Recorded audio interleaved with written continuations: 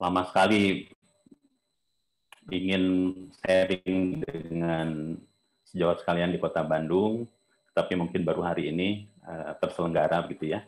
Dan kami sebetulnya untuk reklamasi ini sudah punya program Pogi Jabar sejak 2017 gitu ya untuk pencegahan.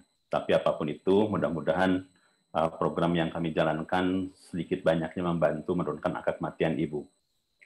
Nah, ini yang penting saya sampaikan dulu, yaitu paradigma lama bahwa preeklamsi tidak dapat dicegah. Ya, jadi sebetulnya sudah lama juga diketahui bahwa preeklamsia bisa dicegah. Dan mungkin di kita sedikit terlambat sebetulnya ya mengajukan program, kemudian untuk pencegahan preeklamsi dan sebagainya. Kemudian yang kedua, preeklamsi mungkin tetap ada, tetapi ibu harus tetap bernyawa. Nah, ini artinya bila seorang ibu terkena preeklamsi diharapkan agar tetap hidup begitu ya, tidak meninggal. Nah, ini juga merupakan moto dari program Zero Mother Mortality Preeclampsia atau program Zoom. Jadi sebelum ramai-ramai aplikasi Zoom pada saat ini, sebetulnya kami di Pogi Jabar sudah meluncing program untuk pencegahan preeklamsi sejak 2017, ya, namanya Zoom juga, kebetulan. Nah, setelah pandemi muncul aplikasi Zoom begitu populer, ya, sebetulnya namanya sama, tetapi kami sebenarnya duluan di 2017 program. Kemudian problematika apa sih sebetulnya preeklamsi di Indonesia gitu ya. Tadi sudah disampaikan oleh pada slide pada pembicara sebelumnya ya. Itu adalah sudah beralih dari perdarahan ke preeklamsia. Tetapi itu suatu hal yang di kita ya di Hasan Sadikin itu sudah terjadi begitu. Jadi perdarahannya mungkin setahun satu kasus begitu ya, tetapi preeklamsianya demikian banyak. Nah, ini ada jurnal atau laporan yang dilaporkan oleh kawan-kawan seluruh Indonesia dari Medan, Bandung juga berkontribusi, Semarang, ya, kemudian Solo, Surabaya, Bali, Manado. Ini dari 7 rumah sakit center tersebut didapatkan 1.232. Ini kematiannya sekitar 2,2%, ya. Secara teori, kemudian juga statistik dari beberapa penelitian, kematian preeklamsi antara 2 sampai 8%. Ya, di Indonesia, kalau 7 rumah sakit center pendidikan ini mewakili, ya memang masuk ya jumlah kematiannya. Nah, totalnya kita bisa melihat dari 7 rumah sakit saja sudah 1.232 kasus.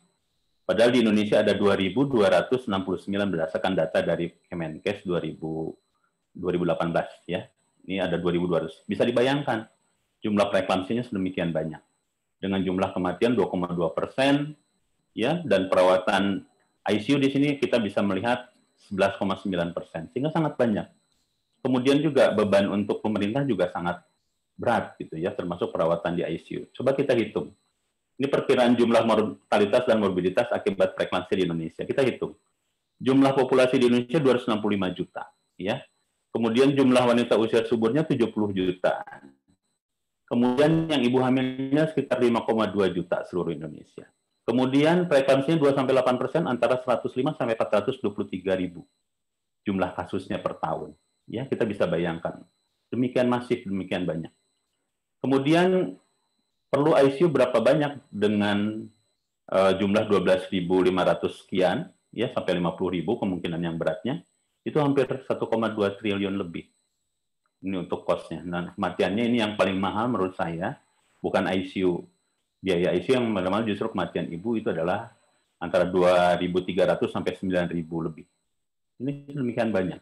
Kita bisa melihat di sini masalah preeklamsi memang menjadi kendala utama saat ini untuk ibu hamil di Indonesia. Nah, kemudian ini kita bisa melihat AKI dari HDK ya, hipertensi dalam kehamilan termasuk preeklamsi di Hasan Sadikin. Ini saya ngambil 2017 sampai 2020. Kita bisa melihat di 2017 kematiannya sekitar 9 orang di sini. Ini preeklamsi saja gitu ya. Sebelum 2017 lebih tinggi lagi, ini setelah program Zoom diluncurkan tadi di 2017, kemudian kita bisa melihat 2018-nya ada penurunan, 2019 juga sama, dan 2020 juga di bawah 5 orang. Di 2020 tepatnya hanya 4 orang. Ya. Jadi sudah menurun dari 2017 sebetulnya di atas 50% untuk kematian ibunya akibat preeklamsi atau hipertensi dalam kehamilan. Nah ini terus terang penurunan ini pun kontribusi dari sejawat sekalian di Kota Bandung, kemudian juga dari Kabupaten Bandung, Kabupaten Subang, dan seputaran Bandung, ya, Sumedang, Purwakarta, itu masih ada yang mengirim ke kami di Hasan Sadikin. Sebelum 2017, sebelum Zoom diluncurkan, itu lebih jauh lagi, gitu. Ada yang dari Kuningan, ada yang dari Cirebon, ada Sukabumi, dengan kasus-kasus preeklamsia yang berat. Setelah program Zoom diluncurkan, kemungkinan sudah bisa ditangani sebagian di daerah, dan beban ke kami pun berkurang begitu. Jadi saya senang sebetulnya hari ini karena suplai dari sejawat sekalian di Kota Bandung, ya tentu bila terjadi kasus-kasus berat ya ke kami bebannya begitu ya. Sehingga melihat cerminan dari hal ini, kiriman yang disampaikan ke kami di Hasan Sadikin sudah relatif berkurang dan tingkat keparahannya juga kurang gitu. Kalau sebelumnya datang 2 jam, 3 jam, datang dengan dekom, payah jantung, meninggal gitu ya. Saat ini itu sudah jauh berkurang kasus-kasus tersebut, sehingga saya pun mengucapkan terima kasih kalau misalnya mengirim ke kami di Hasan Sadikin tidak dalam kondisi yang relatif berat. Nah kemudian sedikit mengenai patofisiologi, update-nya, mekanismenya ya. Saat ini apa sih yang update-nya? Terutama ditemukannya genetik pada ibu-ibu dengan preeklamsia. Jadi kalau dulu paradigmanya kan tidak bisa dihambat gitu ya, begitu kena preeklamsia pasti jelek, pasti meninggal dan sebagainya. Saat ini tidak, karena secara genetik ini bisa kita deteksi di awal, juga bisa kita antisipasi bagaimana tidak terjadi pemberatan atau tidak muncul bahkan preeklamsianya. Nah kemudian pada saat hamil tentu di sini juga berpengaruh buruk terhadap janin, karena salah satu komplikasi pada preeklamsi terhadap janin itu adalah pertumbuhan terhambat. Sehingga stunting dan sebagainya muncul bila salah satu halnya terjadi, misalnya sudah terjadi pertumbuhan terhambat sejak intrauterin gitu ya. Nah, tentu yang paling berat pada ibu bila terjadi preeklamsi. Tentu di sini ke hipertensi dan payah jantung itu yang sempat booming di tahun sekitar 2014, 2016, 2017. Itu jantung begitu banyaknya, dan yang meninggal juga sudah stadium berat di kami juga banyak di bawah 2017 ya. Setelah 2017, setelah diberikan program Zoom untuk kawan-kawan di daerah untuk SPOG, kemudian dokter umum dan sebagian bidan juga di seluruh Jawa Barat ya, sebagian meskipun sebagian. Tetapi hal tersebut juga berpengaruh untuk penanganan selanjutnya, terutama perubahan protokol untuk penanganan preeklamsia, sehingga kematian ibu diharapkan bisa diturunkan lebih banyak lagi begitu ya. Kemudian eklamsi sudah jelas ya, eklamsi ini klasik, dari preeklamsi jadi preeklamsi itu klasik. Tetapi yang baru ini adalah payah jantung yang muncul banyak. Tetapi saat-saat ini setelah 2017 ke sini relatif sangat-sangat jauh berkurang ya. Kemudian sudah jelas juga pengaruhnya terhadap liver, sehingga salah satu yang sering muncul itu adalah trombositopeni. Trombositopeni beberapa tahun ke belakang di bawah 2017 masih ada, tadi sudah saya sampaikan, dari Kabupaten Kuningan, Cirebon, Sukabumi itu dikirim dengan trombositopeni yang berat, gitu ya.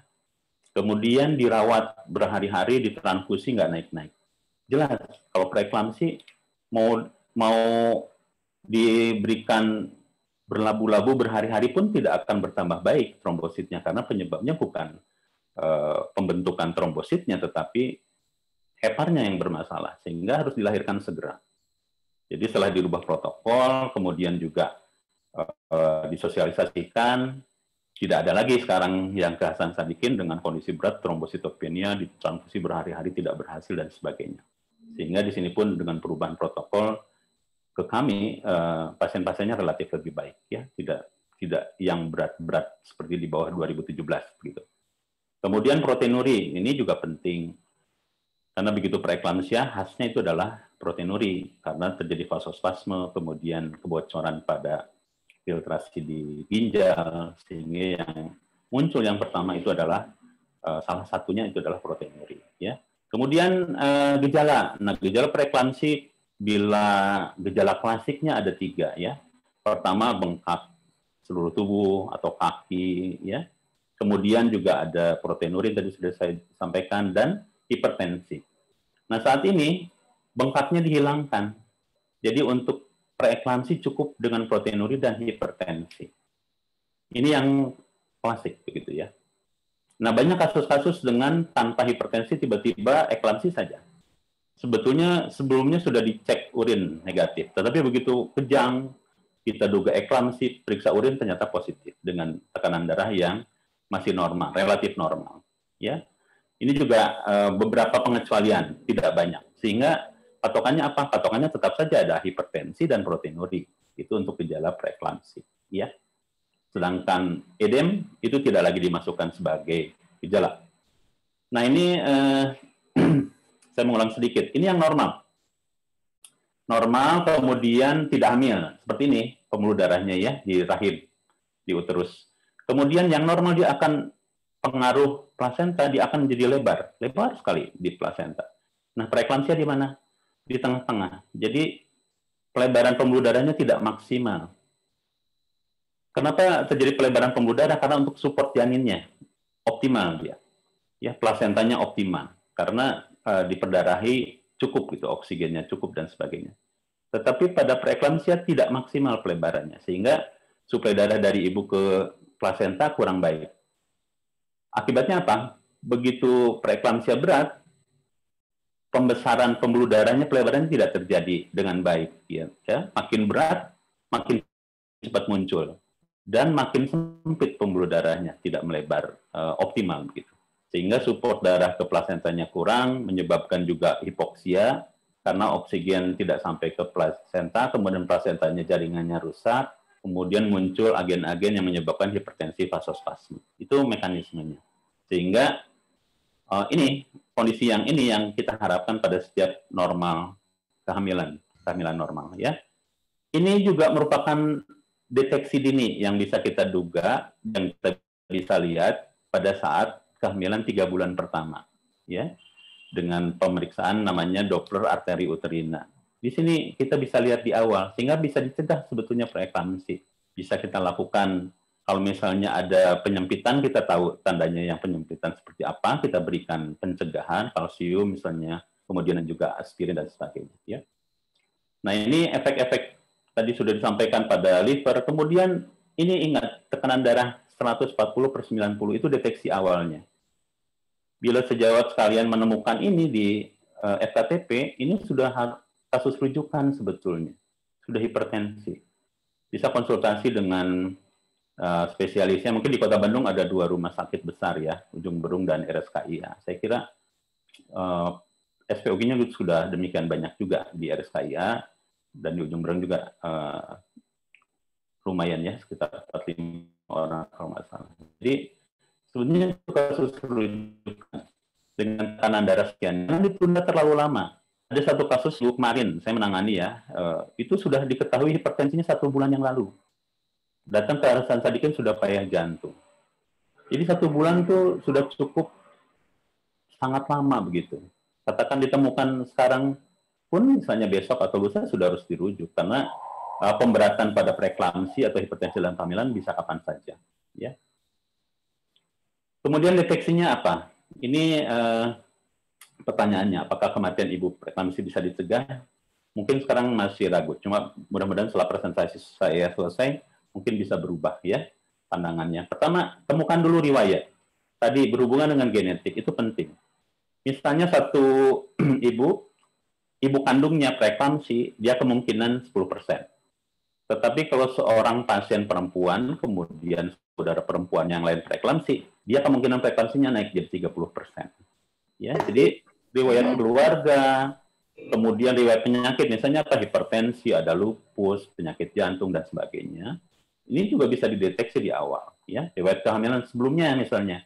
Kalau yang bersangkutan multigravida, kita bisa tahu kehamilan sebelumnya ada preeklamsi tidak. Kalau masuk preeklamsi ada, ya berarti risiko tinggi dan ini sudah kita tahu. Kemudian BMI di sini penting. Kalau misalnya di atas 30 ya, bahasa body mass index-nya, atau misalnya ibunya sedikit gemuk misalnya ya, itu juga hati-hati untuk preeklamsia. Dan kondisi saat ini, apakah yang bersangkutan juga ada menderita sakit dan sebagainya, itu sangat penting dan bisa dideteksi. Kemudian ini deteksi dininya. Kalau temukan ini, riwayat-riwayat tersebut, ini tuh sudah deteksi dini sebetulnya. Dan ini bisa dilakukan oleh ibu bidan, kemudian dokter umum dan sebagainya ya di puskesmas. Sehingga dengan sedikit memperpanjang waktu mungkin dengan anamnesis, ditanya dulu riwayat dan sebagainya. Bila ada checklist lebih baik. Misalnya di puskesmas atau di FKTP ya, ada checklist. Oh ini riwayat ini ada nggak? Itu mungkin lebih cepat lagi ya. Kemudian penapisan trimester 1 tadi seperti saya bilang, karena pembuluh darahnya yang tidak membesar optimal, sebetulnya di trimester 1 bisa kita deteksi dan kita obati untuk biar tidak muncul bahkan preeklamsinya, tidak hanya sekedar mencegah kematian, ya. Dan di sini penting untuk penentuan risiko di trimester berapa? Trimester 1. Karena kita akan memberikan tadi obat-obat pencegahan. Kemudian apa yang bisa diberikan? Saat ini ada 2 obat yang bisa diberikan dan itu rekomendasi WHO. Ya, pertama kalsium dengan dosis yang cukup. Dalam dosis cukup ini berarti kalau selama ini kalsiumnya hanya diberikan hanya 300-400 untuk pertumbuhan tulang, tapi pada saat yang cukup ini harus 1,5 sampai 2 gram per hari.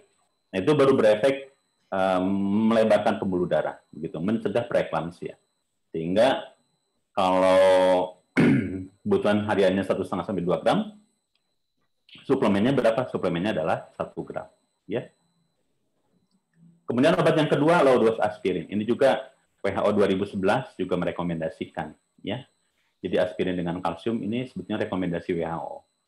Dan mudah-mudahan Dinkes Kota Bandung mengikuti pencegahan ini, program pencegahan gitu saya kira ya, dan sangat baik. Praktek sehari-hari saya dengan menggunakan pencegahan, proses alur pencegahan seperti ini, alhamdulillah sejauh ini dapat dicegah mayoritas ya, pada beberapa kasus dengan riwayat keluarga, riwayat penyakit, kemudian riwayat kehamilan dan sebagainya yang kira-kira berisiko tinggi. Kemudian bagaimana kalau sudah bisa di stop preeklamsia? Tentu ibunya akan tetap hidup, bisa merawat anak-anaknya dan sebagainya. Ya, karena apakah kita tahu ya, kalau ibunya sudah meninggal, apakah bisa hamil? Ya pasti tidak. Tetapi kalau misalnya ibunya masih hidup, meskipun sekarang anaknya karena pengaruh PJT dan sebagainya, tetapi ibunya hidup karena masih setelah menderita preeklamsi masih hidup, tahun depan bisa hamil lagi dengan pencegahan, proses pencegahan seperti ini. Ya, jadi diusahakan ibunya hidup dulu, baru bisa hamil lagi gitu. Tapi kalau ibunya meninggal sekarang karena preeklamsi, nggak ada kesempatan lagi. Dan anak-anaknya yang sudah ada di rumah juga tidak ada yang ngurus, gitu ya. Kalau suaminya gampang, ya Bu, hadirin sekalian, ya suaminya paling nikah lagi gitu kan, ya. Sekarang pencegahannya tidak dilakukan nih, gitu ya. Kemudian deteksi gejalanya positif, yang muncul apa sih gitu? Hipertensi. Hipertensi tentu termasuk ke dalam 10T. Pasti ketahuan. Seperti tadi saya sampaikan, seminggu yang lalu ya, saya menangani. Sudah sebulan hipertensinya, tapi tidak dirujuk. Atau ada kemungkinan kedua, pasiennya tidak mau. Nah ini tinggal pintar-pintar kita membujuk ibu untuk dirujuk ya. Kemudian apa sih perubahannya gitu? Selama ini mungkin di bawah 2017, termasuk kami di Hasan Sadikin itu adalah merawat sampai aterm. Ternyata itu akan memperberat ibu karena terlalu lama hipertensinya terjadi ya, preeklamsinya. Sehingga saat ini sejak 2017 dirubah kebijakannya. 34 minggu lahirkan. Karena pertimbangannya apa? 34 minggu itu sudah paru-parunya sudah matang untuk janin. Sehingga kalaupun dilahirkan dalam tanda kutip mungkin bisa bertahannya lebih besar. Dan itu terbukti pada survei setelah berapa tahun kita lakukan, kemudian kita tanya juga ke sejawat di perinatologi, tidak ada perbedaan lahir 34 minggu dan aterm. Artinya tetap di sini kemungkinan hidupnya besar, kemungkinan baiknya besar, tetapi tetap yang kita perhatikan itu adalah 34 minggu masih preterm atau prematur. Dan itu berusaha kita cegah. Cegahnya dengan apa? Tadi dengan asetosal dan kalsium tadi ya. Nah sekarang kalau misalnya tidak ada deteksi dini, rujukan pun tidak dilakukan, ya kelalaian kita misalnya, ya akhirnya tetap nggak turun-turun karena preeklamsi. Ya, justru di sini sebetulnya peluang kita untuk mengurangi kematian karena preeklamsi. Nah sekarang apa saja yang bisa dicegah di sini? Pertama, terdeteksi di tahap awal, anamnesis, riwayat keluarga dan sebagainya. Ya, kemudian bila itu terdeteksi, kemudian deteksi dininya jalan, tentu di sini pencegahannya sudah diberikan sejak 3 bulan pertama. Dan tentu di sini juga terdeteksi. Kalau tadi pencegahan tidak dilakukan, kemudian loss saja begitu, kemudian muncul hipertensi, itu juga sudah terdeteksi. Sehingga tidak ada alasan sebetulnya kematian pada ibu karena preeklamsi ya. Dan tentu di sini kalau tidak dilakukan, ya deteksi dini rujukan juga tidak dilakukan, lalai positif ya. Juga kelalaian kita, ya artinya tetap nggak turun-turun karena preeklamsi atau hipertensi dalam kehamilan. Nah, pesannya apa? Satu, tidak ada alasan ibu meninggal karena preeklamsi. Ya. Nah, kemudian kita bisa melihat di sini risiko tinggi temukan. Ya. Kemudian hipertensi dalam kehamilan kita harus temukan juga. Bagaimana dengan mortalitasnya? Kalau penapisannya akan naik, ya tentu di sini juga kasus pencegahannya akan turun. Kasus preeklamsi akan turun, tentu kematian juga akan turun. Ya. Sementara di sini menyisa hipertensi kronis. Karena hipertensi kronis tidak bisa dicegah tadi, karena muncul bisa kapan saja pada ibunya. Dan satu hal yang berbeda, itu adalah preeklamsia dengan hipertensi kronis berbeda mekanismenya. Sehingga tidak sama. Tadi mekanisme sudah saya sampaikan di awal. Dia gagalnya melebar pembuluh darah pada arteri uterina, kemudian juga pada plasenta. Tetapi pada hipertensi kronis, dia karena pembuluh darahnya yang memang sudah ada kelainan. Tetapi pada ibu-ibu preeklamsia, begitu hamilnya selesai, pembuluh darahnya kembali normal. Tidak ada kelainan pada pembuluh darah. Jadi, bila preeklamsi murni, itu bukan karena faktor pembuluh darah, tidak sama dengan hipertensi kronis. Tetapi ada yang namanya superimpos. Superimpos itu adalah hipertensi kronis yang diperberat preeklamsi. Itu sudah kerusakan pada pembuluh darah ibunya, kemudian juga tidak terjadi pelebaran pembuluh darah pada saat kehamilan. Itu namanya superimpos. Superimpos bisa dicegah, preeklamsinya bisa. Gitu ya. Tetapi hipertensinya tetap ada. Tetap harus makan obat antihipertensi. Tetapi kalau misalnya preeklamsi tidak perlu makan antihipertensi yang berlarut-larut, itu yang kebanyakan salah persepsi dengan preeklamsia.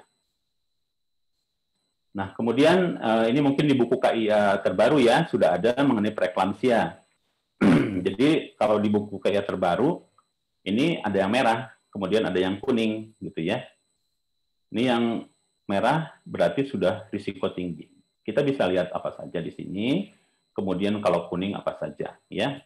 Aturannya di buku KIA 2 risiko sedang atau 1 risiko tinggi.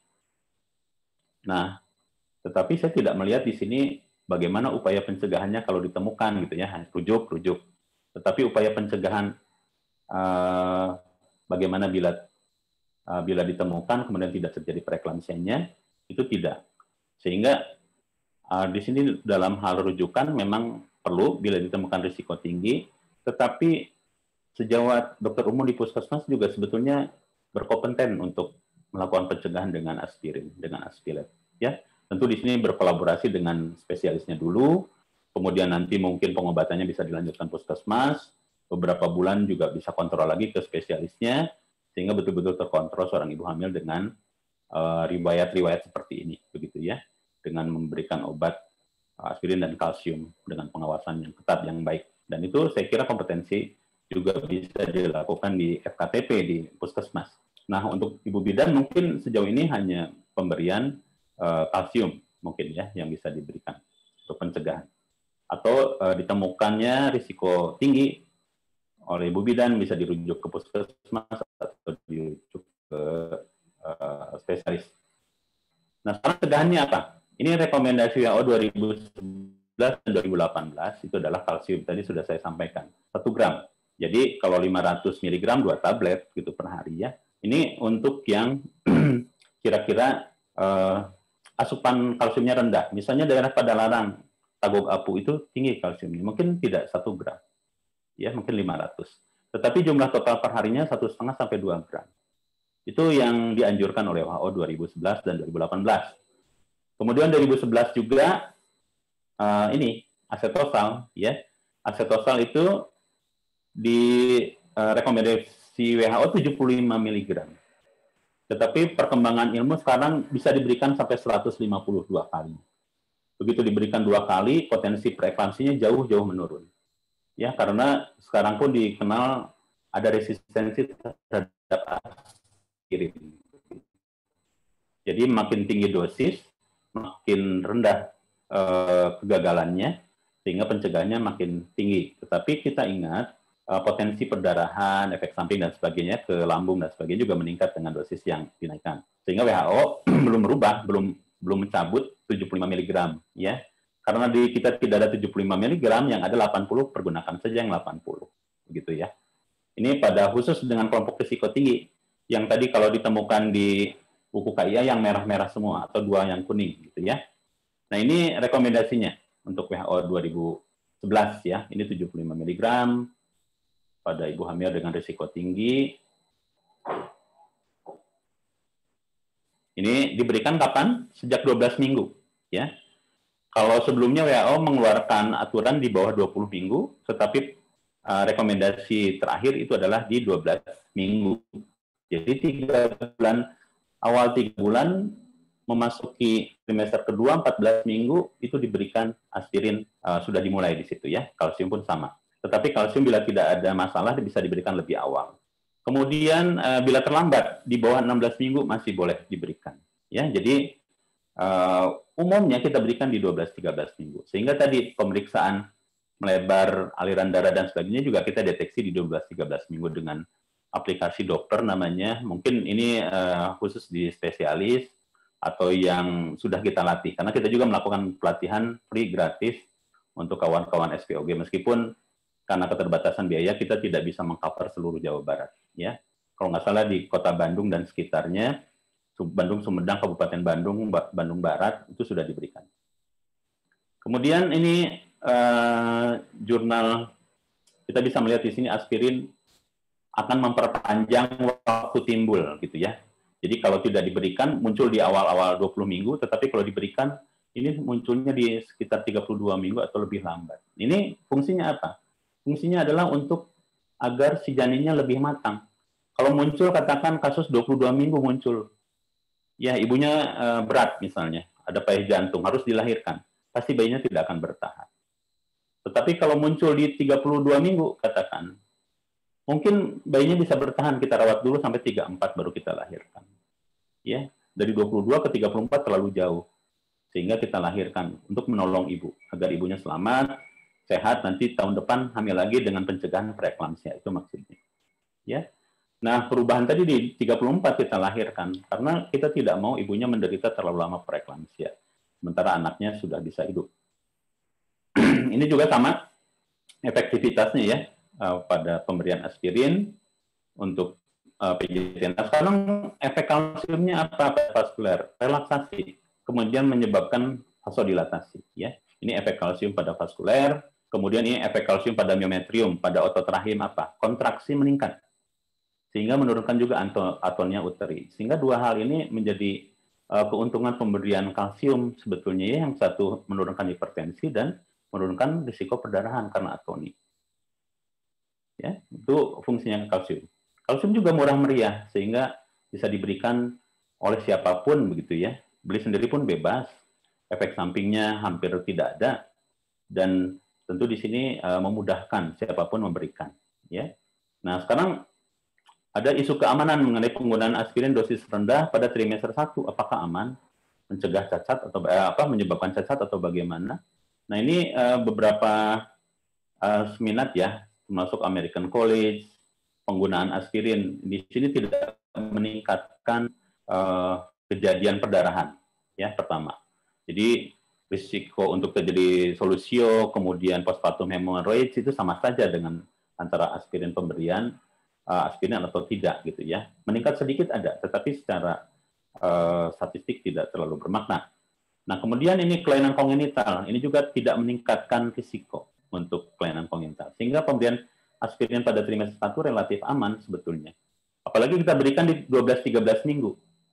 Karena embriogenesis, pembentukan bayi itu sampai 10 minggu.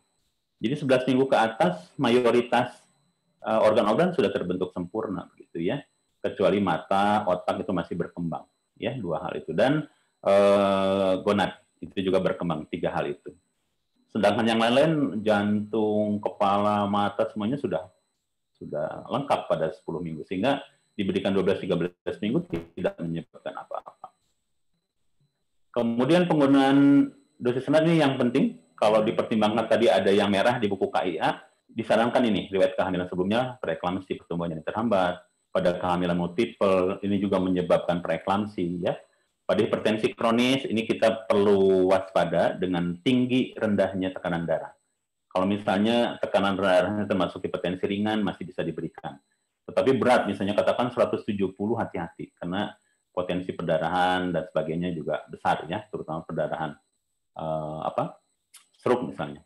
Sehingga aspirat pada hipertensi kronis dengan tekanan darah yang sangat tinggi tidak disarankan. Kemudian penyakit ginjal, ini juga sama, menyebabkan preeklamsi. Nomor 5, ini sangat populer sekarang.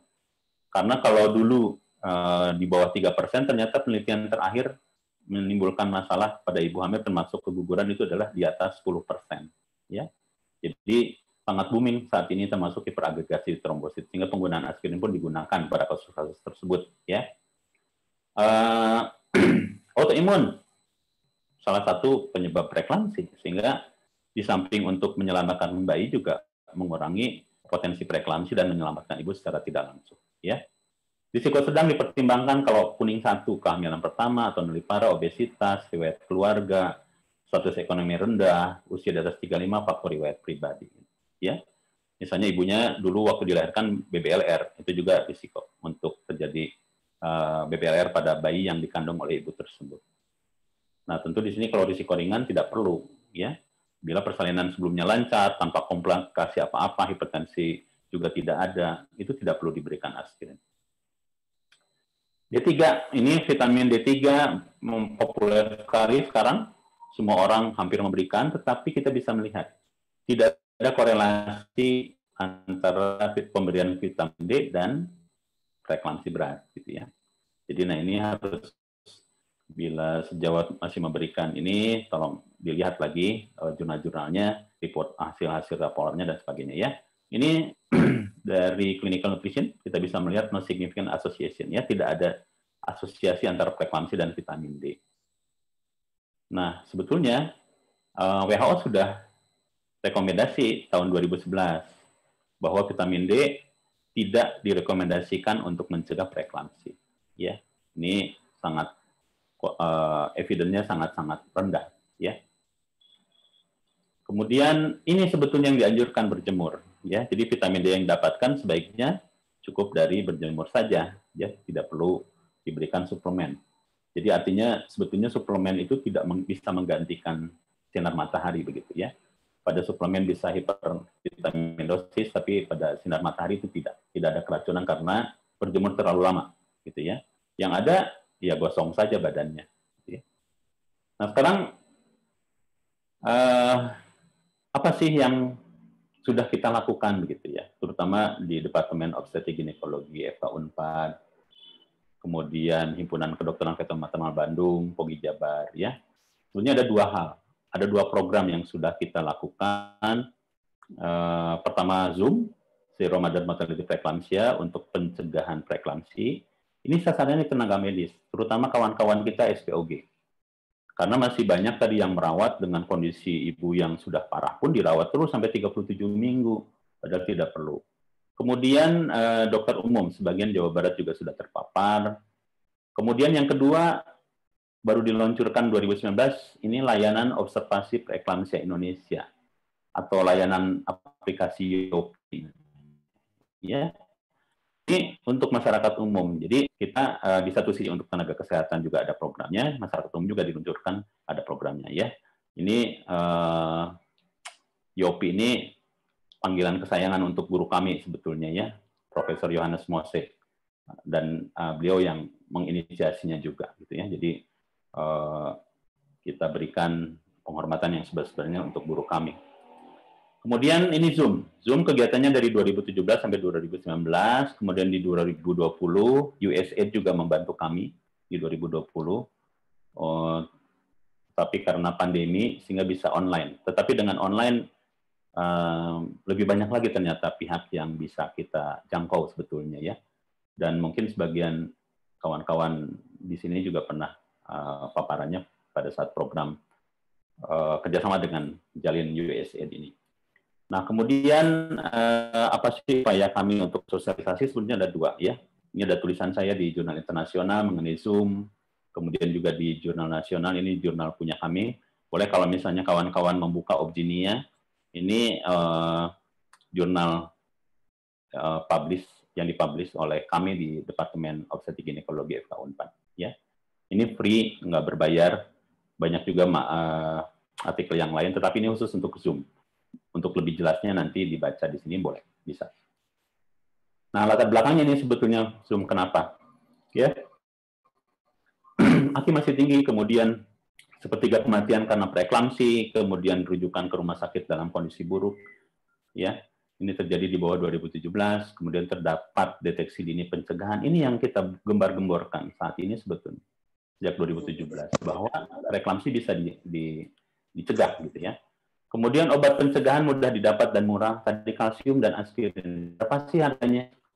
Bahkan dengan vitamin D saja yang harganya 7.000-8.000 per satu tablet, kombinasi kalsium dan aspirin masih jauh-jauh murah, gitu ya, sangat murah. Di bawah 5% dari harga vitamin D tadi. Kemudian tenaga kesehatan, di mana sih di Jawa Barat, apalagi di kota Bandung gitu, yang masih terpencil, jalan kaki 2 jam, 3 jam, nggak ada. Sehingga menurut saya, penurunan preeklamsi di Kota Bandung sangat sangat besar sekali peluangnya, bahkan sampai 0 kematian pada preeklamsia. Karena semuanya sudah tersedia, apalagi yang belum gitu. Kemudian ini mudah diingat dan dijalankan. Berpikir nomor 1, Zoom. Karena preeklamsi saat ini sudah dianggap biasa, ya. Bahkan saya pernah mendengar kenapa kematian ibu itu biasa dok preeklamsi. Jadi preeklamsi sudah dianggap biasa. Jadi kalau sudah dianggap biasa, ya tentu di sini masalahnya besar gitu dan harus segera diturunkan terutama di Kota Bandung. Jadi alasannya saat ini perdarahan tadi saya lihat sangat tinggi ya, hampir 40% di Kota Bandung, hampir 50%. Preeklamsi tinggal 10% dan sekian gitu ya. Mudah-mudahan pencegahannya sudah berjalan maksud saya. Sehingga mau tidak mau yang kami di Hasan Sadikin juga menurun drastis, bahkan sampai 0. Kemudian potensi akselerasinya ya preeklamsi. Karena tadi pencegahannya ada. Sekarang postpartum, bisa dicegah nggak? Yang bisa dicegah, yang terpikir oleh kita adalah kalau bayi besar, teregang berlebihan, misalnya pada gemeli atau polihidramnion, setelah melahirkan nanti kontraksinya kurang, atau nih, perdarahan, atau robekan. Tetapi itu tidak bisa diramal gitu, tidak bisa dideteksi saat kehamilan, saat ANC. Berbeda dengan preeklamsi, kan sudah muncul tadi riwayatnya sudah muncul, kemudian riwayat keluarga jelek-jeleknya muncul, hipertensi sudah terdeteksi pada saat ANC, sehingga tidak ada kemungkinan bayi ibu meninggal. Gitu. Dari segi waktu juga unggul. Pertama, kalau postpartum hemorrhage, 2 jam meninggal. Tetapi pada preeklamsi-eklamsi bersifat kronis. Sekarang jam 10, perdarahan. Kalau nggak dirujuk, jam 12 meninggal ibunya. Karena masih perdarahannya sangat banyak. Coba dengan hipertensi. Ditemukan oleh ibu bidan, katakan jam 10, hipertensi. Mungkin baru dirujuk besok ke rumah sakit, mungkin masih hidup ibunya. Karena tidak seberat dengan perdarahan. Ya. Jadi masih banyak waktu untuk merujuk. Sehingga tidak ada alasan tidak bisa dirujuk. Begitu. Seperti tadi kasus yang saya sampaikan, sebulan sudah terdeteksi. Dirujuk karena sesak nafas. ibunya sudah penggap, payah jantung grade 4. Untuk masih bisa kita tangani, ibunya sudah pulang, sudah sehat lagi, bayinya juga sehat. Ya. Tetapi bayangkan kalau misalnya ibunya sudah shock, misalnya shock kardiogenik misalnya, tidak bisa lagi aliran darah kurang begitu lancar, mungkin bayinya IUFD, ibunya sendiri juga hipoksia berat, bahkan bisa sampai stroke dan sebagainya. Ya. Ini program Zoom sebetulnya di mana pertama intervensinya reedukasi, sehingga tadi sudah saya sampaikan, kawan-kawan SPOG dulu sebetulnya sasaran kami ya, dan kita sudah keliling roadshow sejauh Barat. Ada 5 komisariat POGI Jabar ya, di wilayah Bogor, Cirebon, Kota Bandung, Sukabumi, kemudian Karawang, Purwasuka, dan Priangan Timur di Tasikmalaya. Itu sudah kami sosialisasi untuk anggota SPOG ya, sebagian besar. Tetapi kan tahun berganti mungkin ada yang muda-muda masuk lagi, nah itu mungkin kami akan atur kembali. Yang khusus untuk muda-muda akan pakar program Zoom ini. Nah kemudian dokter umum dan bidan. Saya juga beberapa kali diundang ke Cirebon, Bekasi, ya, kemudian juga ke Garut, Pamengpeuk, Garut kotanya juga untuk reedukasi dokter umum dan bidan juga. Kemudian tata laksana magnesium sulfat ini tidak terkalahkan sekarang, tidak tergantikan. Jangan lagi menggunakan diazepam. Pergunakanlah magnesium sulfat relatif aman. Terminasi di atas 34 minggu atau kurang dari 26 minggu karena terlalu lama tadi ya. Dan yang penting memohon bantuan dari Kadinkes gitu ya, di Jabar atau Kota Bandung, ini semua kasus hipertensi tidak bersalin di luar rumah sakit. Ini sangat penting. Baik di RSUD tingkat 2 atau di kami di tersier. Ya, tidak di rumah atau di RB misalnya. Ya, sangat berisiko. Dan pencegahan di sini SPOG bisa melakukan nomor 1 nih, Doppler arteriuterina untuk menilai buruk tidak pembuluh darahnya seperti tadi disampaikan. Kemudian pemberian asetosal 80 mg dan kalsium 1 gram. Asetosal bisa dokter umum ya dengan SPOG. Yang nomor C kalsium 1 gram ini bisa SPOG dokter umum bahkan bidan juga boleh. Ya. Jadi minimal ibu bidan berikan kalsium 1 gram, tidak lagi sekedar untuk tulang bayi misalnya. Atau giginya biar tumbuh cepat. Oh, itu di luar konteks ya. Jadi sekarang pergunakan kalsium untuk pencegahan preeklamsi itu lebih bermanfaat. Berikan 1 gram. Jadi ini programnya ya untuk profesi, POGI, IDI, IBI, IDAI sebetulnya. SPA di sini dibutuhkan karena kita akan melahirkan 34 minggu sehingga masih prematur. Ya, ini di tata laksana POGI. Kemudian ini pencegahan di profesi juga ya, bisa untuk Dinkes juga untuk disebarkan program di puskesmas, kemudian keluar Perda dan ormas-ormas ini termasuk BSD dan sebagainya, ya bisa diberikan. Nah, stakeholder-nya sudah sampaikan. Nah, ini yang harus diingat ya. Yang diingatnya ini adalah bila ditemukan risiko sedang, risiko tinggi, berikan kalsium aspirin dosis rendah. Ini di PPK 1 dokter umum. Sehingga kawan-kawan di PPK 1 dokter umum juga masih berkompeten memberikan hal tersebut. Kalau ibu bidan, bila menemukan kasus, ya kirim ke PPK 1 atau ke spesialis. Ya. Dan tentu di sini kalau spesialis bisa memberikan semuanya, kalsium, Doppler, dan sebagainya. Ini deteksi dini, preeklamsi temukan pada primigravida faktor risiko, tapi multigravida faktor risiko dan riwayat. Tetapi pada PPH tanda tanya kita, hanya tadi yang berfungsi, berkorelasi dengan kemungkinan atoni saja. Tapi apakah yakin begitu polihidramnion semuanya atoni? Kan tidak juga. Tetapi kalau preeklamsi sudah jelas, temukan hipertensi ya, ujung-ujung preeklamsi. Ya, atau hipertensi dalam kehamilan secara umum, dan itu berbahaya untuk ibu. Kriteria diagnosis tidak berbeda, saya kira preeklamsi bila 140 sistolik sudah dinyatakan hipertensi atau diastolik 90, ya. Kemudian proteinuri positif 1. Tetapi preeklamsi berat temukan 1 sampai 9 di bawah ini. Salah satu saja temukan. Itu sudah preeklamsi berat. Dulu ada preeklamsi ringan, sekarang tidak ada. Pembedaan ini hanya untuk memberikan magnesium sulfat. Jadi kalau kawan-kawan di FKTP temukan preeklamsi berat, temukan salah satu di sini, berapapun tekanan darahnya, ya, katakan positif 2, tekanan darah 130 pun hati-hati, kemungkinan sudah preeklamsi berat. Sistoliknya 90 katakan, itu sudah preeklamsi berat. ya. Atau 140/90 sudah jelas-jelas hipertensi. Protein positif 2+ bukan lagi preeklamsi, tetapi sudah preeklamsi berat. Ya. Itu pemberian magnesium sulfat pada saat merujuk, itu hal yang penting. Ya. Jadi pembedaan ini, klasifikasi berbeda hanya untuk pemberian magnesium sulfat. Kalau dulu ada preeklamsi ringan, tapi sesungguhnya preeklamsi nggak ada yang ringan, semuanya berat sebetulnya. Jadi pembedaan klasifikasi ini hanya untuk pemberian magnesium sulfat dan risiko-risiko yang mungkin timbul lebih cepat muncul, gitu ya. Kemudian terapi anti kejang, berikan saja magnesium sulfat. Saya kira kalau yang Puskesmas Ponet tidak ada masalah, cara pemberiannya hampir mirip dengan yang kami pakai di Hasan Sadikin, ya. Tapi itu semuanya bersumber ke WHO. WHO itu untuk loading dose, dosis awal 4-6 gram, ya. Tetapi kalau loading kemudian pemeliharaan itu adalah 1 gram per jam. Itu panduannya di situ saja.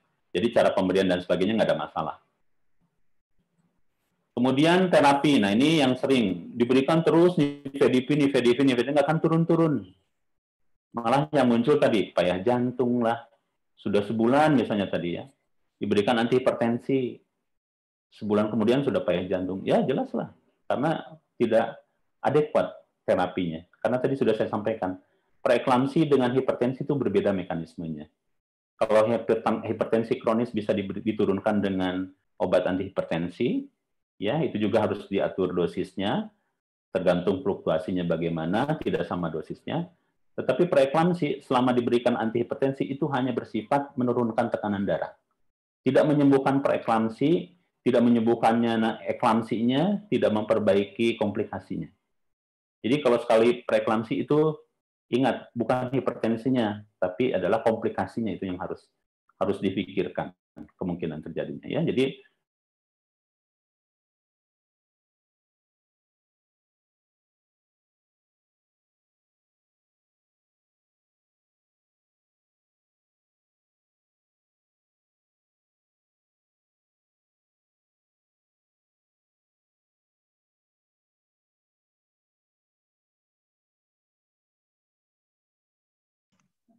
Tes. Udah terdengar. Dr.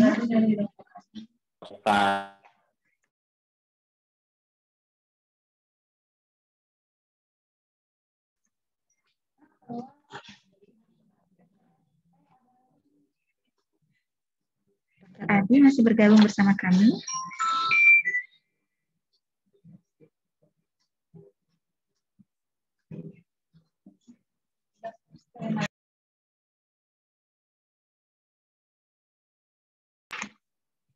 Dok, masih bergabung bersama kami? Iya. Suaranya barusan hilang, terputus, terjeda, Dok. Iya, ini sudah terdengar lagi ya? Ya, sudah sekarang, Dok. Ya, baik, ini diulang lagi. Sebentar.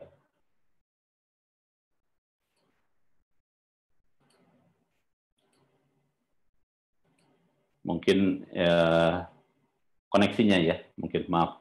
Nah, ini peluangnya pencegahan di sini 13 minggu ya. Jadi penting untuk kalsium. Nah, sekarang upaya pencegahannya apa yang bisa kita lakukan? Identifikasi risiko tinggi. Ini untuk kawan-kawan di FKTP. Kemudian identifikasi hipertensi di FKTP juga. Ya. Nomor 3, dokter, ini untuk di RSUD. Ya, tadi sudah sebagian RSUD Kota Bandung juga sudah termasuk ya. Ada kawan-kawan di Kota Bandung, saya ingat betul, ikut pelatihan ini juga. Dan aspirin dosis rendah dan kalsium ini juga bisa di rumah sakit, bisa di RSUD. Ya. Nah, cara persalinan ini dilakukan hanya di PPK 2, PPK 3, di bawah pengasuhan SPOG dan internis, dan tidak di sarana primer. Kemudian waktu bersalin, ini hal yang penting, jangan merawat di bawah 26 minggu, terlalu lama ke 34. Jadi kita konseling saja ke ibunya, lahirkan yang sekarang, nanti upaya hamil lagi tahun depan dengan pencegahan yang baik. Mudah-mudahan hasilnya lebih bagus, ya tidak muncul lagi preeklamsinya. Tapi ibunya masih hidup. Kemudian preeklamsi berat yang tidak teratasi kapanpun dilahirkan. Usia kehamilan di atas 34 juga dilahirkan. Kemudian preeklamsi dengan komplikasi apapun yang muncul lahirkan. Berapapun usia kehamilannya. Sehingga yang nomor 1 itu adalah ibu sebetulnya di sini ya, bukan bayi. Bayi jadi nomor 2. Eklamsi sudah jelas dan ancaman pada janin juga sudah jelas, harus kita lahirkan. Nah, kemudian ini sudah tadi ya, saya kira kalau penapisannya, pencegahannya dilakukan, semuanya akan turun. Dan efeknya apa? Ini yang penting, pencegahan tata laksana, ya, karena murah bisa dilakukan, cost-nya juga bisa kita hemat, jangka panjang, jangka pendek, dan menurunkan angka kasus preeklamsi, menurunkan AKI, dan sebagainya. Efek jangka panjangnya ya jelas, perawatan intensif juga bisa diturunkan, kemudian juga terminasi pada hal-hal tersebut, ya, efek jangka panjangnya juga hampir mirip. Dan tentu di sini yang penting adalah biaya. Biaya tadi ICU-nya 1,2 triliun, itu bisa di-switch jadi pembangunan ICU misalnya atau NICU untuk neonatus sehingga lebih bermanfaat untuk masyarakat. Kemudian potensi dan manfaat ya ini penurunan AKI secara signifikan, program inovatif penurunan AKI bisa di provinsi ya dan sebagainya. Dan tentu ini untuk masyarakat tadi pembangunan ICU ini karena bisa di-switch masalahnya dari mengobati ke arah kita pembangunan infrastruktur akan lebih baik lagi meningkatkan proyek kesehatan. Dan di sini hambatan program, ketakutan timbul kecacatan, ini saya maklum di FKTP kawan-kawan dokter umum takut memberikan obat terutama aspirin gitu ya. Tapi tadi sudah saya jelaskan bahwa risikonya seperti tadi. Sehingga kolaborasi dengan SPOG atau spesialis itu lebih disarankan ya. Sehingga relatif aman sebetulnya pemberiannya. Dan manfaatnya lebih banyak dibanding kerugian. Nah, yang terakhir ini mungkin mengenai Yopi.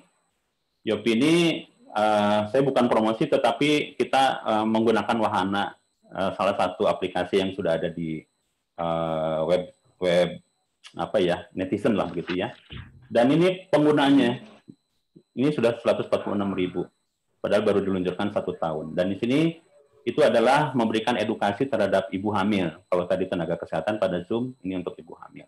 Sehingga diharapkan lebih jelas mengenai preeklamsi, termasuk konsultasi. Misalnya hasil laboratorium kita upload, kemudian kita jawab, dan sebagainya. Itu di aplikasi Yopi.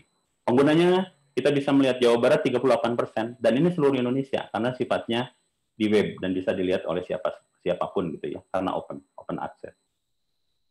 Pesan yang dibawa pulang, mungkin ini kematian ibu karena preeklamsi diturunkan sampai 0. Sebetulnya ya proyeksinya ambisius, tetapi saya kira bukan tidak mungkin. Ya karena tadi kalau pencegahan kematiannya dijalankan, kemudian pencegahan muncul preeklamsi dijalankan. Mudah-mudahan kita bisa mencapai ini, termasuk dalam jangka pendek mungkin kami dulu di Hasan Sadikin ya. Kemudian bila terdeteksi dirujuk bukan diobati karena hipertensinya berbeda dengan hipertensi kronis ya, tidak cukup dengan antihipertensi gitu.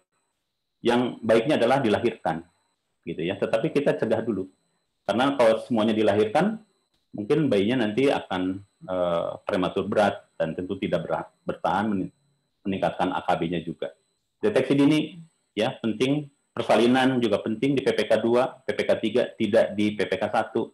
Ponet misalnya sebaiknya tidak.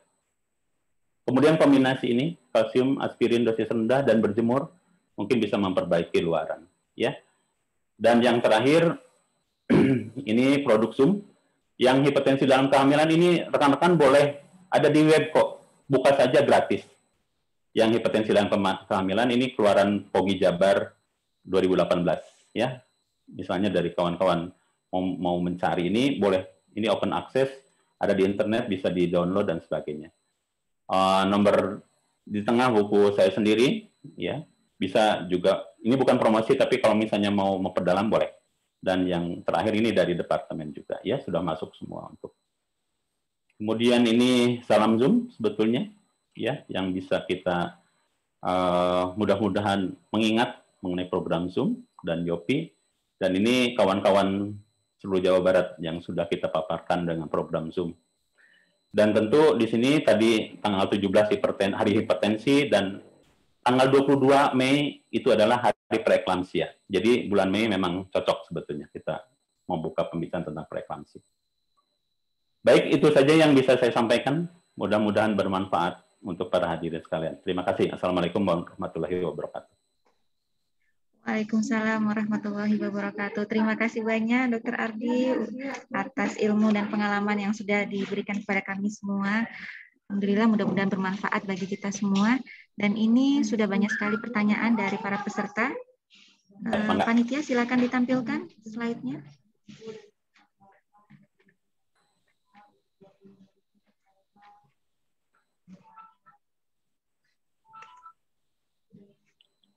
Ya dok, ini ada beberapa pertanyaan dari para peserta. Oh, ada pertanyaan untuk Dokter Dewi. Mungkin ini kita panel untuk Dokter Dewi dan juga. Saya bisa jawab ini karena saya juga pelatih di USG ini. Kalau boleh.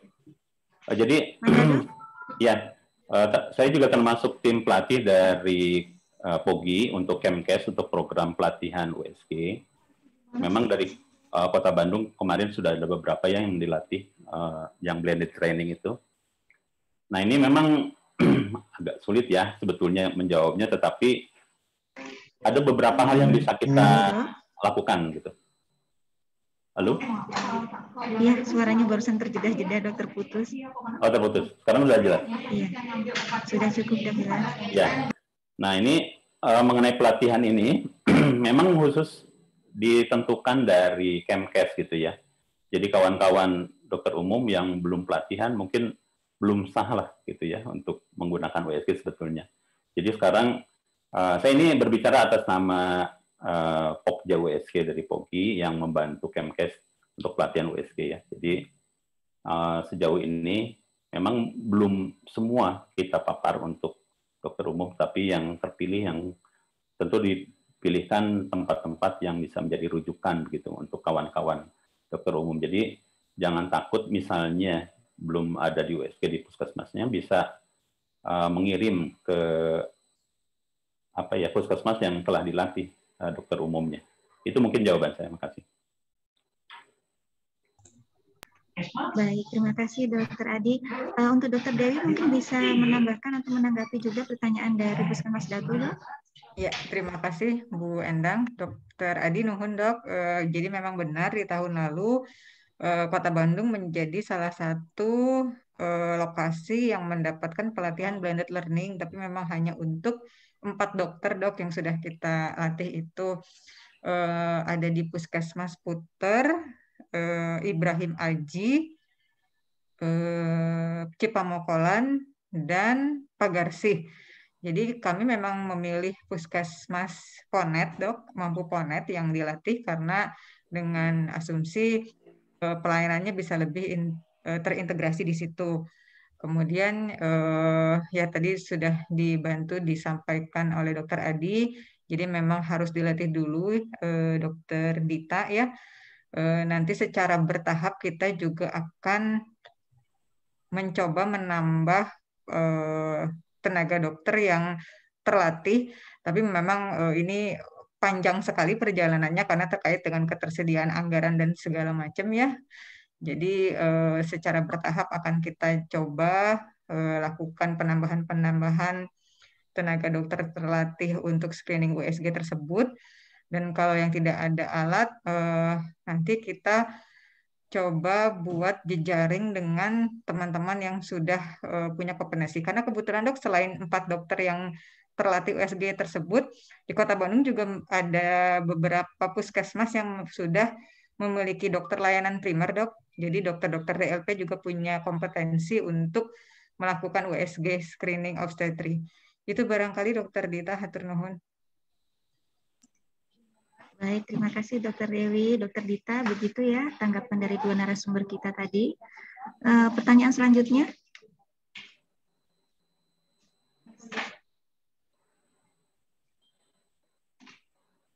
Slide selanjutnya dari Dokter Dewi Puskesmas Antapani. Untuk Dokter Dewi juga, mangga dok, silakan ditanggapi. Bu Bidan Dewi barangkali ini ya di Antapani. Bu Dewi, jadi memang kalau rujukan ke rumah sakit kita tetap mematuhi skema rujukan berjenjang dari dari BPJS. Jadi sesuai diagnosa yang dimiliki oleh ibu hamil tersebut, apakah memang perlu dirujuk atau tidak. Sementara di trimester 1 itu yang kita sarankan adalah screening.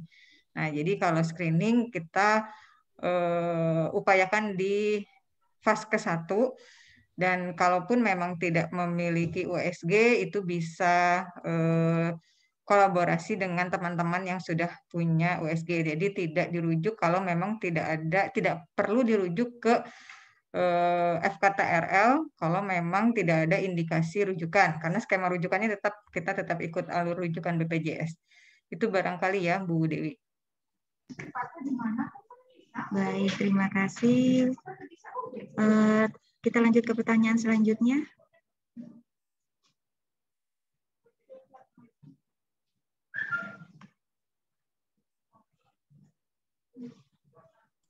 Ya. Dari Puskesmas Cijera, izin bertanya, yang dimaksud dengan K6 pemeriksaan apa saja? Silakan, Ya. Dok. Mohon ini mungkin kalau yang keempat, Dokter Yesika, ini sudah terjawab tadi dari awal ya. Untuk Bu Sukma, yang dikatakan kita K6 itu adalah minimal 6 kali pemeriksaan sepanjang masa kehamilan. Sebelumnya kan kita hanya 4 kali ya. Nah, K6 ini tambahannya K1 dan K5. Jadi trimester 1 itu 2 kali, trimester ketiga jadi 3 kali yang sebelumnya 2 kali. Nah, seperti itu. Dan tambahan di K1 dan K5 itu dilakukan oleh dokter. Pemeriksaannya tetap sama 10T. Standar pemeriksaan tetap 10T. Kualitas tidak ada perubahan, yang kita tambah adalah kuantitas karena ibu hamil harus diperiksa oleh dokter. Seperti itu, Bu Sukma. Boleh nambah saya? Angga, silakan, Dok. Iya. Iya, Dok. Makasih. Jadi sebetulnya di program blended training itu kan sudah sekarang 6 kunjungan ya. 6 kunjungan, kemudian dari 6 itu kunjungan pertama dan ke-6 itu ketemu dokter ya, begitu ya, Dokter Mohon, Dewi Dok. ya. Mohon, Dok. Nah, jadi di kunjungan pertama dan ke-6 itu dilakukan USG begitu. Itu yang hasil pelatihannya begitu ya. Jadi memang mau normal atau atas indikasi sebetulnya kunjungan pertama ketemu dokter dan dilakukan USG. Jadi tidak hanya yang normal nggak ada apa-apa atau atas indikasi saja. Itu sebetulnya yang pesannya. Tetapi kalau mungkin keterbatasan alatnya nggak ada, ya itu memang jadi kendala tersendiri. Mungkin ke depan akan seperti itu mungkin kalau berdasarkan pelatihan yang blended training. Makasih, itu mungkin tambahan. Ya, mohon Dok, jadi memang ini dari Kemenkes sendiri pedomannya belum dirubah Dok. Maksudnya Permenkes yang kita miliki masih K4, tapi secara perlahan kita mulai merubah alur karena nanti ke depan diharapkan harus K6 ini. Seperti itu Dok. Ya.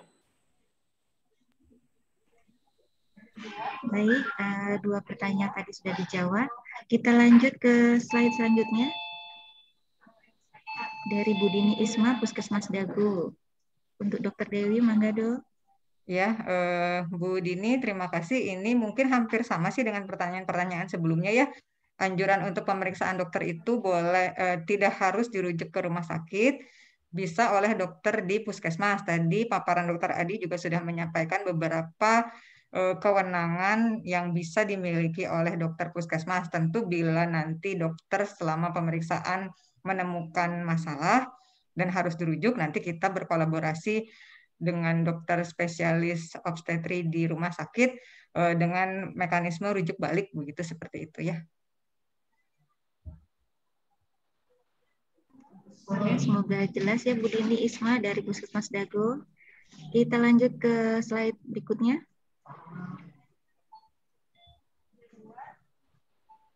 Dari Bu Sylvia, Puskesmas Tamblong. Untuk ya, Dokter Dewi juga. Ya, sepertinya Bu Sylvia juga tadi sudah terjawab ya dengan beberapa pertanyaan-pertanyaan sebelumnya. Kurang lebih hampir sama ya Bu Sylvia. Iya. Selanjutnya, slide selanjutnya.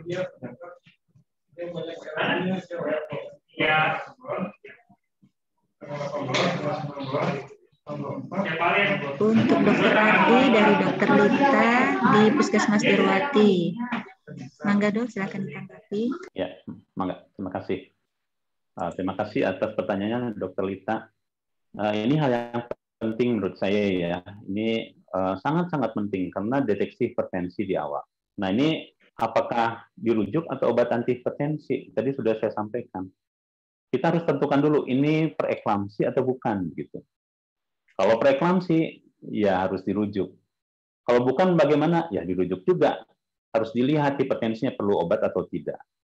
Kalau ternyata nanti saran spesialis penyakit dalam katakan, karena berbeda mungkin kalau hipertensi kronis penyakit dalam, tapi kalau misalnya preeklamsi mungkin ke kami ginekologi. Ini juga harus ditentukan dulu. Sebaiknya diperiksa protein urin, begitu ya. Kalau misalnya protein urin negatif, kemungkinan hipertensi kronisnya besar. Nah, ini mungkin rujukannya penyakit dalam saja, nggak apa-apa. Tidak harus ke obstetrik ginekologi. Tetapi biasanya juga kalau di kami di Hasan Sadikin, kalau ada ibu hamil dari penyakit dalam juga dirujuk, dikonsultasikan ke kami juga. Jadi untuk di FKTP, lakukan dulu pemeriksaan protein urin. Itu ya. Begitu positif, preeklamsi, oh itu sudah rujukan emergensi. Karena 140/90 belum tentu fungsi hatinya bagus, kemudian juga fungsi ginjalnya baik. Kalau ada salah satu tadi sudah saya sampaikan 9 poin tadi, itu sudah preeklamsi berat. Dan kemungkinan terminasinya besar. Ya, jadi tidak diterapi di FKTP, tetapi yang melakukan adalah diagnostiknya, gitu ya. Nah, kemudian sebaiknya diberi obat apa? Tidak diberi obat apa-apa. Kalau misalnya preeklamsi, kemudian sudah aterem, ya dilahirkan. Tetapi kalau misalnya preeklamsi saja, itu dari 34 minggu tidak akan kita lahirkan, tetapi sampai 37. Tapi begitu preeklamsi berat, 34 minggu kita lahirkan. Jadi ini sangat penting, pertanyaannya baik dari dokter Lita. Ini adalah mengenai diagnostik di FKTP. Ya, jadi lakukan dulu diagnostiknya, kemudian lakukan rujukan. Kemudian apakah bisa ditangani di tempat? Sebaiknya untuk hipertensi tidak. Apakah perlu dikasih obat dan sebagainya? Mungkin nanti atas konsultasi dengan layanan tingkat 2. Saya kira itu yang penting. Jadi FKTP itu adalah deteksi dini, baik itu untuk pencegahan ataupun untuk diagnostik. Mungkin itu jawaban saya. Terima kasih. Mohon dok, begitu Dokter Rita dari Puskesmas Dirwati. Kita lanjut ke pertanyaan. Boleh saya tambahkan sedikit lagi? Mungkin ini tidak terbaca. Mengenai kaptopril, sebaiknya tidak diberikan selama kehamilan. Hati-hati, itu menyebabkan kecacatan pada janin. Ya, amlodipin juga tidak disarankan kecuali kalau memang tidak ada obat yang lain. Obat yang disarankan itu hanya 2 yang relatif aman buat ibu dan janin, itu adalah golongan nifedipin, ya, termasuk amlodipin, tetapi nifedipin masih ada ya, atau metildopa. Itu saja pilihannya 2. Ya. Kalau tidak ada yang lain, boleh amlodipin, tetapi kaptopril sebaiknya tidak diberikan. Mungkin itu tambahan. Makasih. Ya, hatur nuhun dok. Selanjutnya.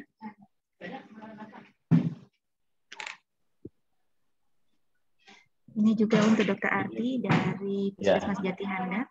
Mangga, dok. Ini pencegahan ya, dokter Ana ya, dokter Ana dulu. Medikamen pencegahan terjadi peningkatan tensi, apakah ditambahkan antihipertensi dan berapa lama pemberian. Nah, ini yang pencegahan itu tidak untuk peningkatan tensi. Jadi kalau tensinya sudah hipertensi, sudah patologis. Jadi bukan lagi pencegahan.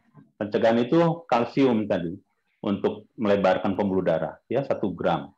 Atau ditambah aspiril tadi kalau memang membutuhkan, gitu ya. Risiko.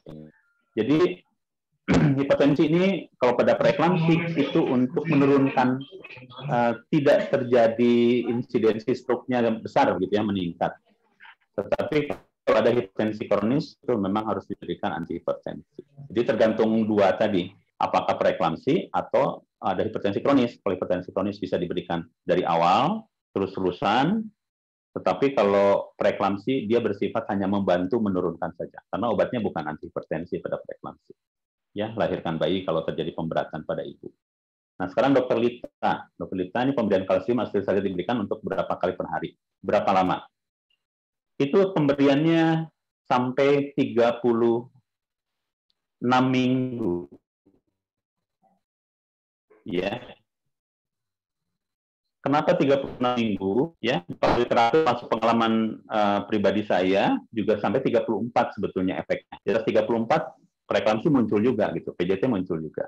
Ya, jadi antara 34 boleh, kalau 36 juga tidak ada masalah. WHO sampai 36, tetapi efek obat sampai 34.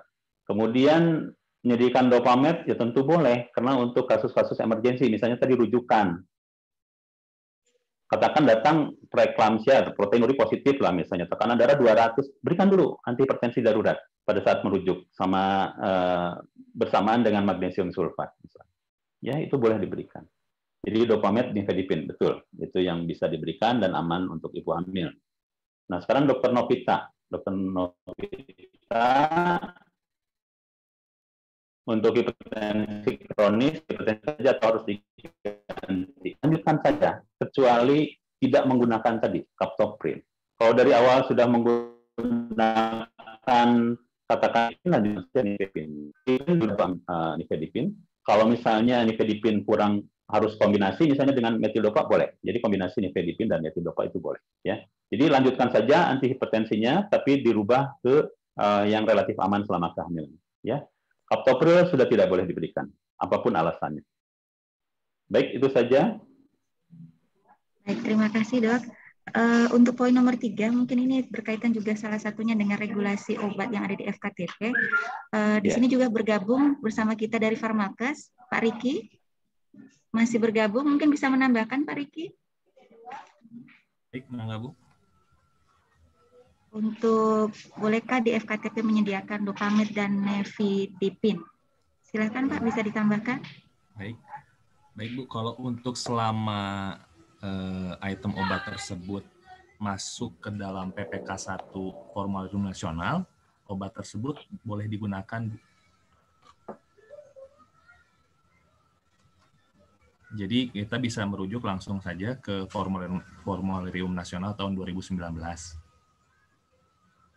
Bisa dicek aja langsung di situ. Kalau misalnya di PPK 1 obat itu diizinkan untuk bisa digunakan di PPK 1, mangga langsung digunakan. Untuk saat kalau ini, ya. Tapi tersedia kira-kira Pak di Farmakesnya tersedia kedua obat tersebut Pak? Untuk saat ini nifedipin saja yang tersedia.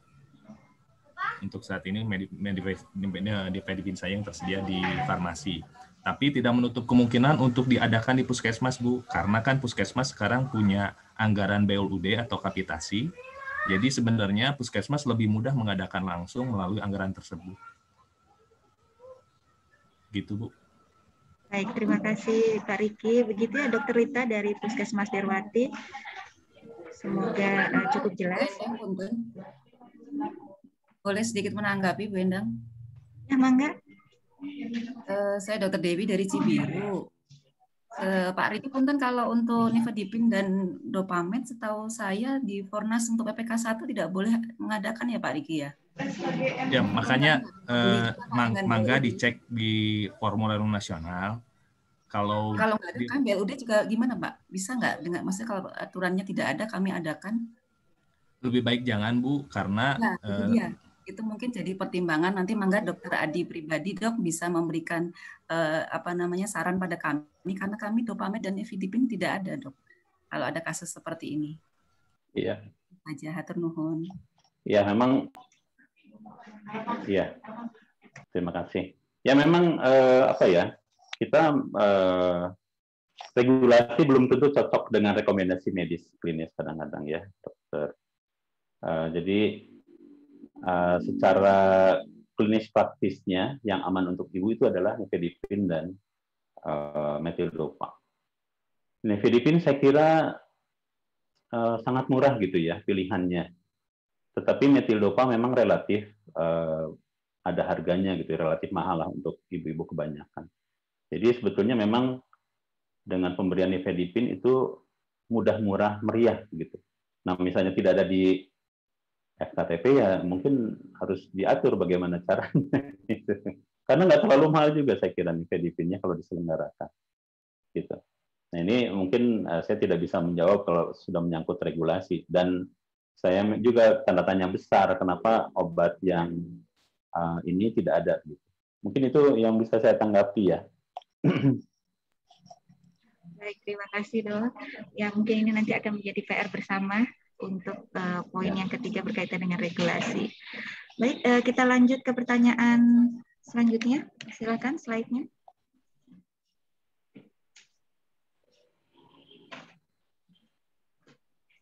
Untuk Dokter Ardi, mangga Dok dari Bu Yuni Puskesmas Padasuka.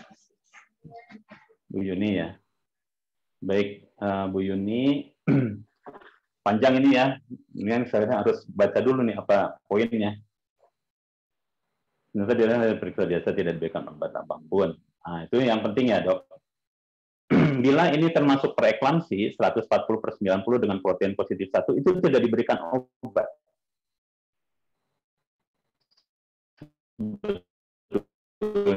Karena tadi obatnya bukan antihipertensi. Kalau diberikan antihipertensi pada preeklamsi itu kalau sudah di atas 160 atau diastolnya 100 baru diberikan obat sebetulnya. Jadi kalau ini bukan suatu preeklamsi, ya misalnya urinnya negatif, itu tidak perlu diberikan, ya tidak perlu diberikan.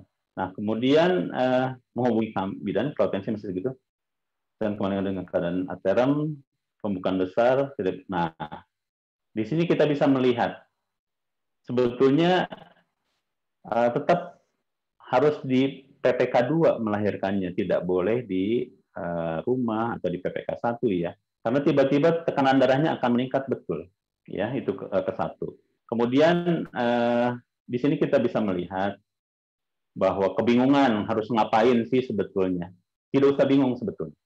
Begitu termasuk preeklamsi itu sudah kasus rujukan. Nah sebetulnya nanti yang memutuskan di spesialis di tempat ininya ya, tempat rujukannya. Saya kira untuk Jawa Barat, terutama yang di Kota Bandung, saya sebagian besar tahu kalau dari lulusan Unpad ya, dan karakteristik masing-masing orang juga saya juga tahu gitu. Tetapi kalau misalnya prosedurnya di rumah sakit itu berbeda, nah itu jadi masalah sebetulnya.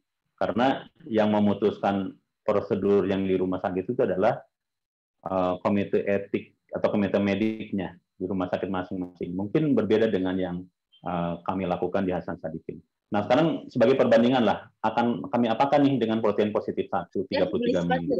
Tentu akan kita rawat dulu sampai 34 minggu. Obat belum tentu diberikan. Magnesium sulfat juga tidak diberikan. Ya, jadi lebih ke arah konservatif.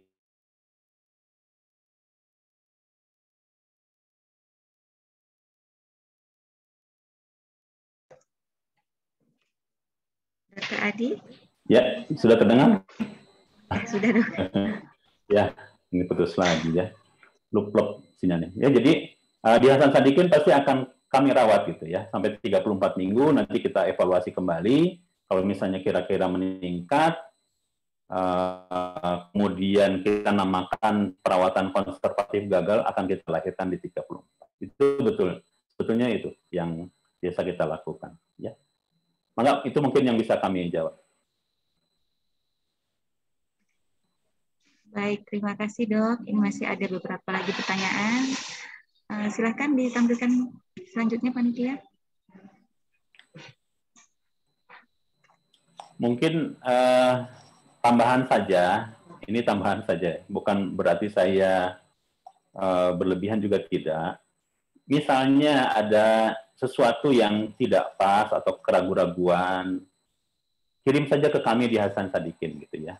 Jadi mungkin sebelum terjadi yang lebih berat begitu. Kalau lebih berat, mungkin kami juga tidak sanggup. Tetapi kalau misalnya para hadirin sejawat sekalian di sini ada ragu-ragu mengenai penanganan pasien, perlu apa dan sebagainya, kirim saja ke kami.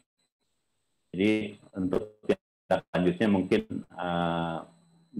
bisa cepat atau bagaimana. Nah yang baik, ini kembali ke pertanyaan Dr. Sylvia ya. Izin bertanya pemberian kalsium. Nah ini bagus pertanyaannya. Untuk risiko tinggi kita berikan 1 gram. Bagaimana jika dia tidak memiliki risiko tinggi dan tidak ada di daerah rendah kalsium? Apakah bisa diberikan 1 gram atau cukup dengan 500? Kalau tidak ada riwayat cukup dengan 500, kalau daerah yang tadi ya bukan termasuk rendah kalsium, tetapi kalau diberikan 1 gram juga tidak ada masalah. Karena kebutuhan kalsium sangat lebar. Tadi WHO menganjurkan juga sampai 2 gram. Ya. Jadi pertama yang mungkin terlewat, begini pola pikirnya, yang mungkin terlewat adalah deteksi dengan Doppler tadi, ya, dengan arteri uterinanya dicek apakah terdapat penyempitan atau tidak. Itu yang tidak bisa dilihat, tidak ada gejala. Sehingga pemberian 1 gram sangat dianjurkan sebetulnya pada semua ibu hamil, ya. Tetapi kalau memang yakin kemudian terdeteksi ada kelainan di arteri uterinanya, mungkin ditambah asetosal, aspirin, gitu. Jadi untuk semua ibu hamil sebaiknya 1 gram. Jadi tidak, karena tadi ada beberapa yang mungkin terlewat, gitu ya, yang tidak terdeteksi sejak awal. Itu mungkin jawaban saya. Karena jangan takut dengan kalsium, ya, relatif aman, dengan syarat cukup minum. Bukan banyak minum. Kalau banyak minum nanti ibunya kasihan. Beberapa pasien minum-minum terus, bahkan sampai 3 liter, 4 liter, kasihan. Cukup minum saja, ya, sekitar 2 liter. Kemudian dari Dokter Tara, ini berapa lama kalsium dan aspirin diberikan? Tadi sudah saya sampaikan. Minimal 34 minggu ya, Dok. Misalnya sampai 36 juga boleh. 36 aspirin. Kalsiumnya boleh terus sampai melahirkan, menyusui juga. Kalsium nggak ada masalah, ya. Minim efek samping, kemudian juga relatif aman dengan syarat tadi ya cukup minum. Kemudian aspirin dosisnya juga tadi sudah saya sampaikan ya. Kalau misalnya mau diberikan, berikan saja yang 80 mg. Ya, itu juga sudah panduan dari WHO, jadi tidak ada yang salah dengan dosis. Kalau saya memberikan lebih dari itu, ya memang kompetensinya lain, kualifikasinya lain. Ya, tidak ada masalah. Berikan saja 80. Keberhasilannya cukup baik, kombinasi dengan kalsium. Kemudian 36 minggu, diharapkan 37, itu sudah bisa lahir normal, gitu. Nunggu lagi sampai 40 juga boleh, kalau selama tidak ada peningkatan tekanan darah. Kemudian, berapa hari sih dianjurkan sebelum ada tindakan medis bersalin atau seksio? Itu 5 hari. Jadi efek hari sudah hilang, walaupun lahir normal masih boleh, sehingga 36 stop, 37 masih bisa lahir, gitu ya. Jadi jangan takut dengan pemberian, takut perdarahan lah, apalah, tidak. Pernah saya juga yang masih makan aspirin, kemudian perlu seksio, dilakukan seksio juga. Itu tidak terlalu banyak berbeda perdarahannya, ya. Yang propaginam juga pernah, ya, dengan pasien diabetes, kemudian saya kasih dengan aspirin. Kemudian emergensi, prematur kontraksi, tapi sudah di atas 35 minggu, sudah aman untuk bayi dan ibu. Lahirkan, masih minum aspirin. Itu juga tidak ada perdarahan, relatif baik juga. Tapi safe-nya adalah 5 hari. Mungkin itu jawabannya, terima kasih. Iya, masih ada satu nanya terakhir, Bang. Silahkan ditampilkan panitia.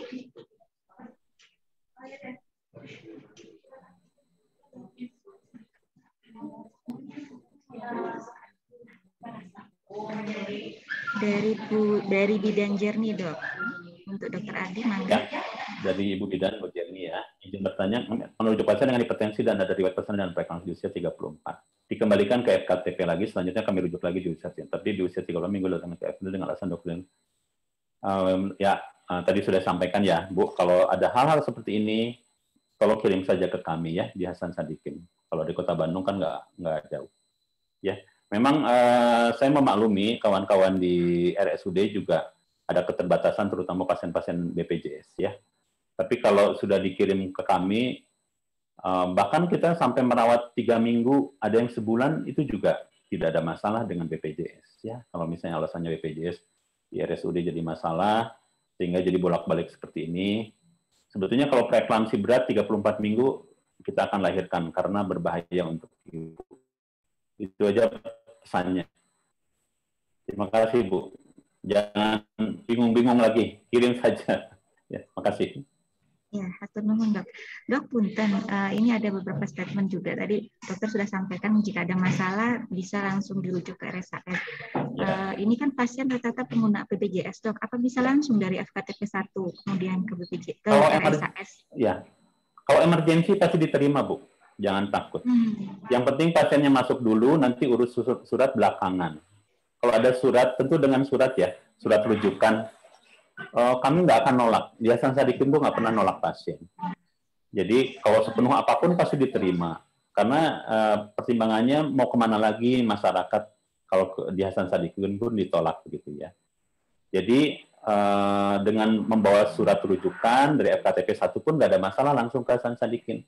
Kalau misalnya perlu perlu surat-surat lanjutan mungkin besoknya atau hari berikutnya diurus saja gitu. Yang penting ibunya baik dulu, ibu dan anaknya gitu, tertolong dulu. Mungkin itu pesannya ya. Kalau misalnya sulit-sulit, ya nyebut saja nama saya juga nggak apa-apa. Jual nama saya. Dijual nama saya, kata dokter Adi dikirim. Iya, nggak apa-apa. Karena setiap hari juga pasti ada dokter konsulennya yang jaga. Dan dokter konsulen saya kira nggak ada masalah. Nggak akan nolak-nolak pasien juga. Kalau kesulitan, jual nama saya aja, nggak ada masalah. Ya, Kak. Ya. Bapak Ibu sekalian, perusahaan dicatat ya. Ya, catat. Jika ada kesulitan. Terima kasih banyak, Dok. Iya, sama-sama. Sama-sama. Ini Ya. ada satu pernyataan lagi, Dok. Ternyata mungkin belum ditampilkan dari Bidan Sukmawati. Saya pernah menemukan bayi yang sudah tumbuh giginya, terus diperiksa dan dokternya ada yang bilang bahwa ini terlalu banyak konsumsi kalsium. Bagaimana, Dok, tanggapannya? Ya, yaitu mitos yang menyesatkan sebetulnya ya.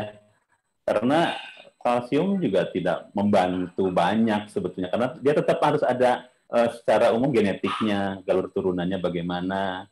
Nggak ada hubungan dengan kalsium sebetulnya. Ya, jadi tumbuh gigi itu bukan karena faktor kalsium sebetulnya. Nggak ada masalah, tenang aja. Bukan itu masalahnya ya. Tapi yang penting ibunya tidak preeklamsi, gitu. Ya, terima kasih. Begitu ya, Bu Bidan Sukmawati. Baik, Terima kasih, Dok. Sama-sama. Baik, Dok. Semua pertanyaan sudah kami tampilkan. Sudah tidak ada lagi pertanyaan dari peserta. Mungkin ada pesan terakhir mungkin, Dok, sebelum kita, pesan terakhir ya, pesan-pesan untuk teman-teman peserta semua sebelum kita tutup sesi kedua ini. Baik. Yang ingin disampaikan, Dok? Iya. Pertama-tama, saya mengucapkan terima kasih yang sebesar-besarnya dapat diundang hari ini. Ya. Karena ini sebetulnya keinginan kami di Yayasan Sadikin untuk bertemu langsung dengan kawan-kawan di FKPP di Kota Bandung, khusus Kota Bandung. Karena ini penting. Pentingnya apa? Karena sejawat nantinya akan mengirim ke kami begitu. Dan kondisinya diharapkan masih baik, gitu. Nggak buruk-buruk amat, gitu ya. Sehingga kami masih bisa mengelolanya dengan baik. Tidak terjadi kematian dan sebagainya. Yayasan Sadikin punya ICU lebih dari 30, tapi kalau kondisinya sudah buruk, tetap saja kami juga tidak bisa berbuat apa-apa. Itu yang pertama. Kemudian yang kedua, kesempatan kita menurunkan preeklamsi itu adalah di pencegahan. Ya, jadi tidak lagi orientasinya terapi, misalnya dengan magnesium sulfat dan sebagainya. Karena ujung-ujungnya untuk preeklamsi satu, dilahirkan. Tentu di sini dilahirkan kalau misalnya kondisi bayinya sudah cukup bulan, di atas 34 masih prematur sedikit, di atas aterum 37 aterum lebih baik. Tetapi bayangkan kalau 20 minggu sudah muncul, 22 sudah muncul, itu tidak tertolong pasti bayinya. Ya. Nah, ini akan meningkatkan juga angka kematian bayi dan sebagainya. Mungkin itu saja. Terima kasih atas support ke kami selama ini dari Dinas Kesehatan dan jajarannya. Ibu Kabid, Ibu Rosye, ya, salam untuk keluarga dan jajarannya juga. Semoga kita sehat selalu. Terima kasih. Selamat siang. Assalamualaikum warahmatullahi wabarakatuh. Waalaikumsalam warahmatullahi wabarakatuh. Terima kasih banyak, Dr. Adi. Mungkin dari Dr. Dewi, sebelum kita tutup sesi kedua, ada yang mau ingin disampaikan, Dok? Terima kasih, Bu Endang. Dari kami, dari Seksi Kesehatan dan Gizi, hanya mengingatkan kembali saja, sesuai tadi yang sudah saya sampaikan juga di akhir, titip agar pelayanan untuk ibu hamil bisa dilakukan dengan secara terintegrasi. Jadi ini merupakan salah satu langkah awal buat kita di Dinas Kesehatan Kota Bandung untuk menyelenggarakan pelayanan kesehatan bagi ibu hamil yang berkualitas dengan melibatkan teman-teman dokter selain teman-teman bidan. Jadi mohon bantuan, mohon partisipasi teman-teman dokter untuk ikut menjaga kondisi kesehatan ibu hamil di Kota Bandung. Itu saja barangkali kalau dari saya sebagai penutup. Untuk Dr. Adi juga hatur nuhun pisan, Dok, ilmunya. Dr. Dewi. Masih. Mudah-mudahan kami nanti juga bisa membantu menindaklanjuti untuk beberapa rekomendasi dari POGI. Hatur nuhun. Sami-sami.